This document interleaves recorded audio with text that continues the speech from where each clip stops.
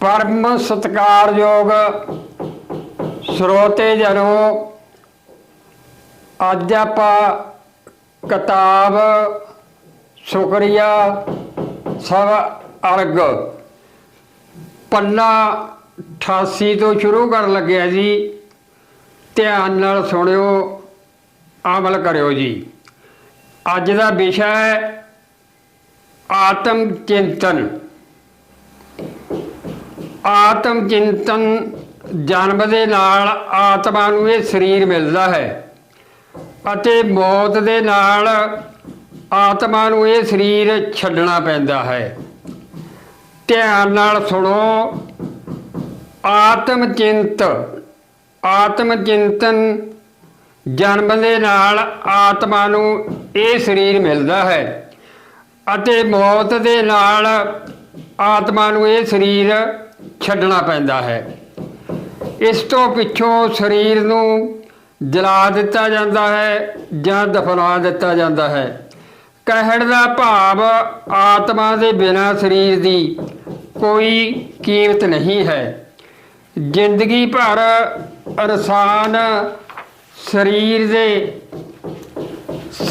ते शरीर नाल जुड़े रिश्तिਆਂ ਲਈ धन जमीन जायदाद ते सुख सहूलतां दे साधन आदि जोड़दा रहता है, परंतु जिस आत्मा की वजह नाल ये शरीर जिउंदा है उस लिए कुछ नहीं करता।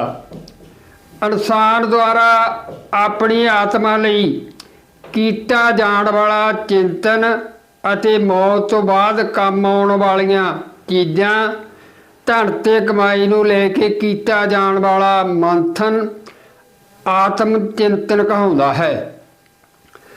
आत्म चिंतन अपने आप नूं परखण दी एक प्रक्रिया भी है। इंसान जिन्ना वध आत्म चिंतन तो सुख मिलता है उन्ना ओह किसी होर बाहरी शरीर तो नहीं सीख सकता। जाने आत्म चिंतन अपने आप को परखण की एक प्रक्रिया भी है। इंसान जिन्ना वध आत्म चिंतन तो सीख सकता है उन्ना वो किसी होर बाहरी स्रोत तो नहीं सीख सकता, क्योंकि आत्म चिंतन ही इंसान नूं मानसिक ताकत प्रदान करता है। इंसान जिंदगी विच खुशी पाउण लई भज्जिया फिरदा रहता है। वो उस खुशी नूं सुख सहूलतां दे साधनां विचों भालदा है अते उस दे लई जायज़ ते नजायज़ ढंग नाल धन इकट्ठा करदा है। उत्थों ना मिलते उसनूं विछे विकारां विचों भालदा है, उस दे लई नजायज़ रिश्ते बनाउंदा है। उत्थों ना मिलते उसनूं ताकत विचों भालदा है, उस लई पढ़ाई लिखाई ते अत्याचार करदा है। उत्थों ना मिलते उसनूं पाठ पूजा विचों भालदा है, उस लई मंदिर मस्जिद गुरुद्वारे गिरजाघर जंगलों पहाड़ों ते उजाड़ां विच दौड़दा है। अखीर ओह इसे भज दौड़ विच एक दिन मर जाता है। जिस तरह हिरन कस्तूरी की खुशबू के स्रोत नूं लभण लई जंगलों विच भजदा रहिंदा है अते एक दिन भजदा भजदा मर जाता है, परंतु उसनूं वो कस्तूरी नहीं लभदी, क्योंकि जिसनूं वो बाहर भाल रहा है असल विच वो कस्तूरी उसकी धुनी विच ही हुंदी है।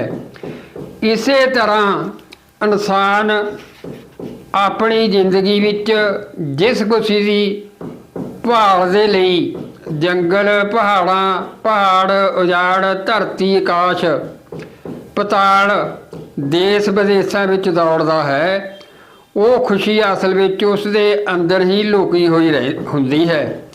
इसलिए इंसान नूं इस खुशी नूं पाउण लई आत्म चिंतन करते हुए ਆਪਣੇ ਪਾਪ, ਬੁਰੇ ਕਰਮ, ਬੁਰਾਈਆਂ, ਆਦਤਾਂ, ਦੋਗਲਾਪਨ, ਛਲ ਕਪਟ, ਢੋਂਗ, ਪਖੰਡ ਅਤੇ ਫੋਕੇ ਦਿਖਾਵੇ ਦੇ ਥੱਲੇ ਦੱਬੀ ਹੋਈ ਆਤਮਾ ਨੂੰ ਆਜ਼ਾਦ ਕਰਵਾਉਣਾ ਹੁੰਦਾ ਹੈ।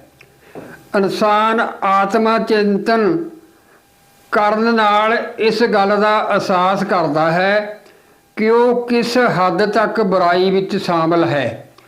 ਉਹ ਕਈ ਵਾਰ ਉਸ ਬੁਰਾਈ ਵਿੱਚੋਂ ਆਪਣੇ ਆਪ ਨੂੰ ਬਾਹਰ ਵੀ ਕੱਢਣਾ ਚਾਹੁੰਦਾ ਹੈ, ਪਰੰਤੂ ਆਪਣੀ ਝੂਠੀ ਸ਼ਾਨ, ਮਾਣ ਤੇ ਪਛਾਣ ਨੂੰ ਸਦਾ ਦੇ ਲਈ ਗਵਾ ਦੇਣ ਦਾ ਡਰ ਉਸ ਨੂੰ ਉਸ ਬੁਰਾਈ ਵਿੱਚੋਂ ਬਾਹਰ ਨਿਕਲਣ ਦੀ ਕੋਸ਼ਿਸ਼ ਵੀ ਨਹੀਂ ਕਰਨ ਦਿੰਦਾ।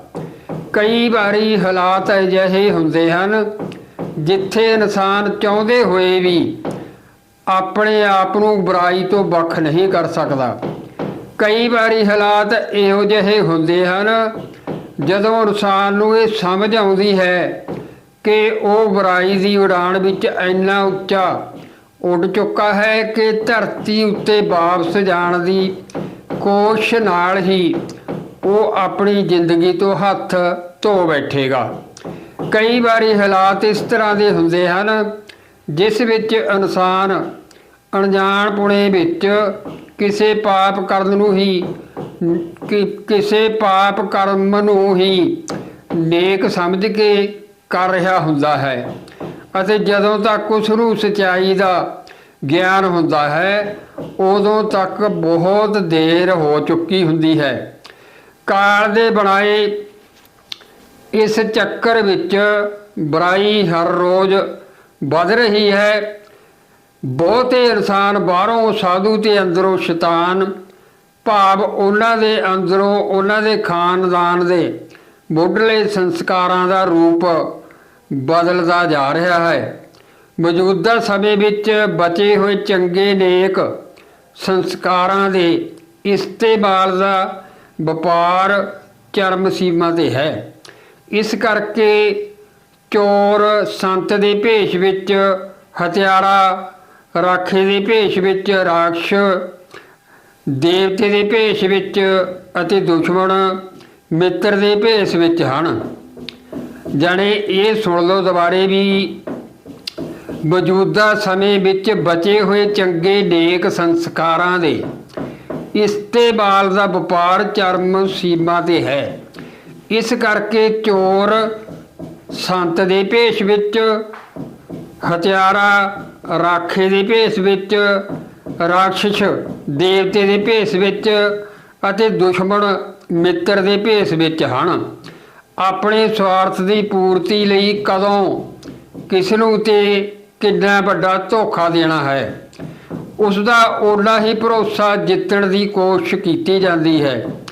ਕਈ ਵਾਰੀ ਇਨਸਾਨ ਖੁਦ ਨੂੰ ਜ਼ਾਹਰ ਕਰਨਾ ਵੀ ਚਾਹੁੰਦਾ ਹੈ, ਪਰੰਤੂ ਧੋਖੇਬਾਜ਼ ਦੁਨੀਆ ਵਿੱਚ ਉਸ ਦਾ ਦਾਇਰਾ ਸੀਮਤ ਹੁੰਦਾ ਜਾ ਰਿਹਾ ਹੈ।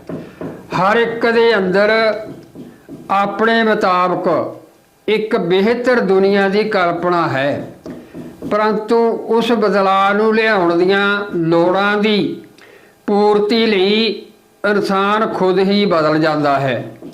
ਜੇਕਰ ਇਨਸਾਨ ਦੇਸ਼ ਵਿੱਚ ਕਿਸੇ ਕਾਨੂੰਨ ਨੂੰ ਤੋੜਨ ਤੋਂ ਬਾਅਦ ਇਹ ਕਹੇ ਕਿ ਉਸ ਨੂੰ ਉਸ ਕਾਨੂੰਨ ਦੀ ਜਾਣਕਾਰੀ ਨਹੀਂ ਸੀ, ਤਾਂ ਉਸ ਦੀ ਇਹ ਦਲੀਲ ਕਿਸੇ ਵੀ ਕਚਹਿਰੀ ਵਿੱਚ ਮਨਜ਼ੂਰ ਨਹੀਂ ਹੁੰਦੀ।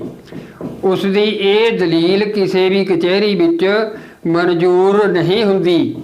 ਇਸੇ ਤਰ੍ਹਾਂ ਸਮੱਸਿਆਵਾਂ ਵਿੱਚ ਘਿਰਿਆ ਹੋਇਆ ਇਨਸਾਨ ਜੇਕਰ ਆਪਣੀ ਇਨਸਾਨੀ ਜ਼ਿੰਦਗੀ ਦਾ ਮਕਸਦ ਪੂਰਾ ਨਹੀਂ ਕਰਦਾ ਹੈ ਅਤੇ ਆਪਣੀ ਦਲੀਲ ਵਿੱਚ ਉਸ ਨੂੰ ਧਰਮ ਦਾ ਗਿਆਨ ਨਾ ਹੋਣ ਦੀ ਗੱਲ ਕਰਦਾ ਹੈ, ਤਾਂ ਇਹ ਦਲੀਲ ਧਰਮਰਾਜ ਦੀ ਕਚਹਿਰੀ ਵਿੱਚ ਕੋਈ ਅਹਿਮੀਅਤ ਨਹੀਂ ਰੱਖਦੀ।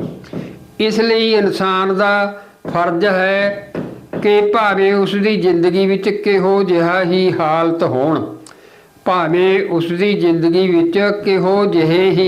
ਹੋਣ, ਪਰ ਫਿਰ ਵੀ ਉਹ ਆਤਮ ਚਿੰਤਨ ਕਰਦਾ ਹੋਇਆ ਜਿਉਂਦੇ ਜੀ ਸੱਚ ਦੀ ਭਾਲ ਕਰੇ, ਆਪਣੀ ਇਨਸਾਨੀ ਜ਼ਿੰਦਗੀ ਦੇ ਮਹੱਤਵ ਨੂੰ ਸਮਝੇ ਅਤੇ ਸਮਾਂ ਰਹਿੰਦੇ ਹੀ ਆਪਣੀ ਆਤਮਾ ਦੇ ਕਲਿਆਣ ਦੇ ਲਈ ਢੁਕਵਾਂ ਤੇ ਸਹੀ ਦਿਸ਼ਾ ਵਿੱਚ ਕਦਮ ਚੁੱਕੇ।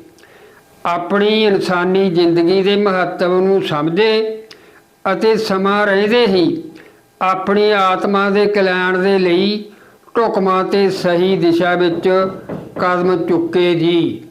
ਬਹੁਤ ਬਹੁਤ ਧੰਨਵਾਦ ਜੀ। ਬਸ ਧਿਆਨ ਕਰਿਆ ਕਰੋ, ਅਮਲ ਕਰਿਆ ਕਰੋ, ਗਾਹਾਂ ਦੀ ਗਾਹਾਂ ਸ਼ੇਅਰ ਜ਼ਰੂਰ ਕਰਿਆ ਕਰੋ ਜੀ। ਕਹਿੰਦੇ ਕਰ ਭਲਾ ਹੋ ਭਲਾ ਅੰਤ ਭਲੇ ਦਾ ਭਲਾ ਭਲੇ ਹੀ ਹੋਊਗਾ। ਇਹ ਬੇਨਤੀ ਜ਼ਰੂਰ ਮਨਜ਼ੂਰ ਕਰਿਓ ਜੀ।